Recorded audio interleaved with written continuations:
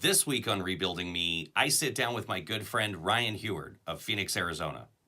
I want the outtakes. No. Never. You're on a journey. I'm on that journey too. And it's the journey that all men take.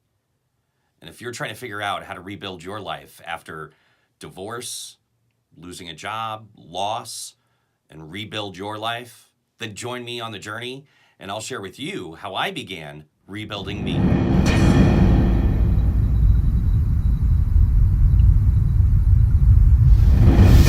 Meet Ryan Huard. Ryan's been a good friend of mine. We met probably 11 years ago. Yeah. Is that right? 2007? So almost 12 years ago. Yeah. Roughly. Coming up quick. Yep. Ryan is a native. Well, not a native of Arizona, actually. That's a lie. No, but yeah, you're I've been in here for Arizona 20 now. years. So, Yeah. Almost a native. I'm a time limit native, I think, at this Right. point. I think everybody is. We're all transplants. But Ryan agreed to hang out with me today. It's good to see you, man. It's been too. too long. I'm sorry, which is my fault. So this is actually what we're going to start with is how to not be a douchey friend, right? So to be a good man, which is really kind of I think the essence of the show, right? Rebuilding Me, like trying to figure out relationships and life and how to do this thing. The lesson here today is don't blow off your friends. That's a good start. Don't act like a douche to your friends. No, but thank you, man. No problem. I think the cool part, what I really love about you and your heart is that every time we talk, like it could be 6 months, it could be years in between communication, and we just pick up the phone or jump on like Facebook video and we're like, hey man.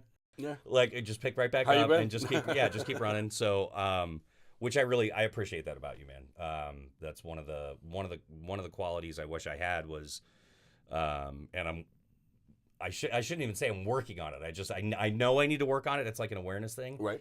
Of I just got to do a better job of kind of touching, right? Yeah. Keeping base with people. So, you know what? That's maybe a great place to start. Like, how do you? For those of you that are struggling with because it can be overwhelming, and I think, let me actually back up. One of the reasons that I have struggled with it over the years, because there's been so much instability for so long in my life, before I really kind of got grounded and tried to figure out, okay, something's got to change, right?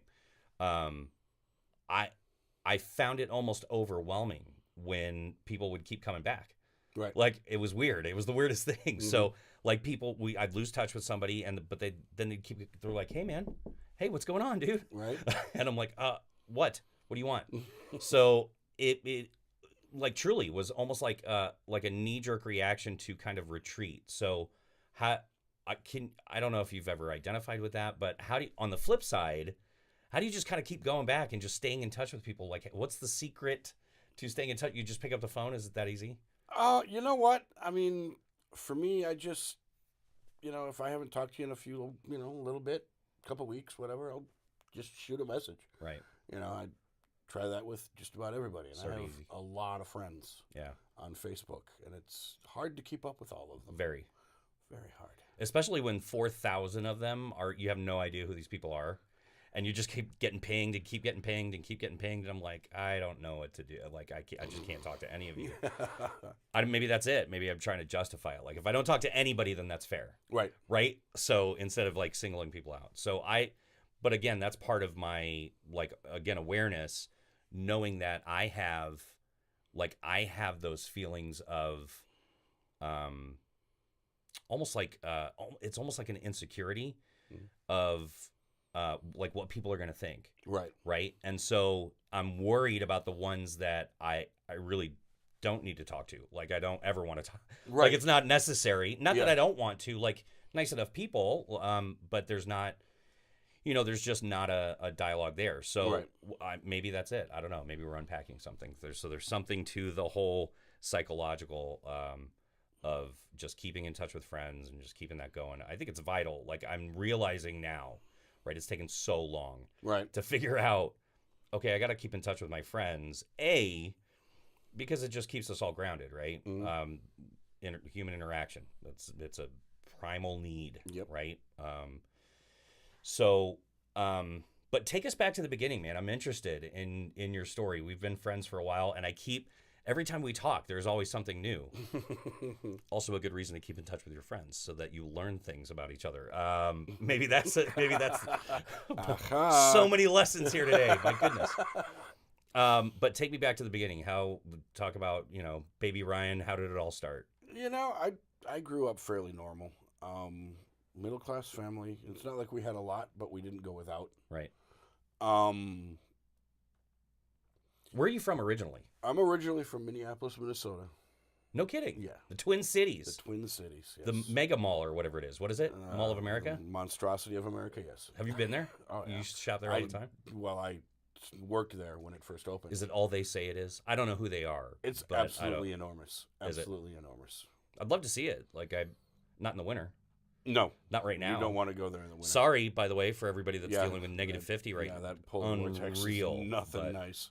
So, okay, so Minnesota, so growing up, kind of normal. Yeah, I mean, I had a normal childhood. I mean, I grew up, I went to a Catholic grade school. Did you really? Oh, yeah. You went to Catholic school as a kid? Oh, yeah. I didn't know that. Maybe I did know that, actually, now that I'm thinking about it. Yeah. I think that did come I up. did the whole, was an altar boy, the whole 9 Was it yards. like the ties and the shirt and the Oh, thing? yeah. The Blazer? robes and everything. The blazer with the thing with the patch? Nope. Did you guys have I didn't that? have that. Nope. We Okay. actually, wore the robes for Mass and everything No else. kidding. Yeah, oh, yeah. Wow. Crazy talk. Yeah, I mean, Should we ask? Go ahead. Should we I don't know if I want to ask this now. Go ahead. Go ahead. Did you have quiet time with the priests? No. No? Never. That never Not happened at your once. church? No, not Good. once. I'm good. Not once. I didn't want to dredge up some kind of weird. Oh, no. Like I'd have to call somebody. Right. Some kind of an emergency situation. I just got I'm coming back.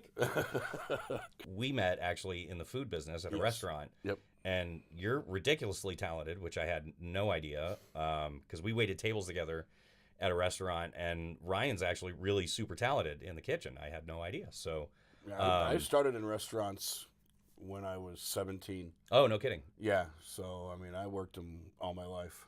I moved out here in 98. Yeah. I started working in 88. Nice. So, and I've worked actually all over the country in restaurants. So, Where all over the country? Where else have you been? Virginia, I worked for Shoney's. Shout out to Shoney's. Is that like a famous? It's something? yeah, it's actually I don't know. I've it's never been actually a pretty famous southern. I don't know if it's around much anymore, but it was. I worked for Perkins for years. Oh, Perkins. I remember Years them. and years, yeah. Yeah. Yeah, that was the majority of my management experience Right. was with Perkins. And, I worked for various other in sundries from fast food all the way up to fine dining. The other thing we have in common that I'm so interested in, not because I like the style of music that you play, but I'm just interested from a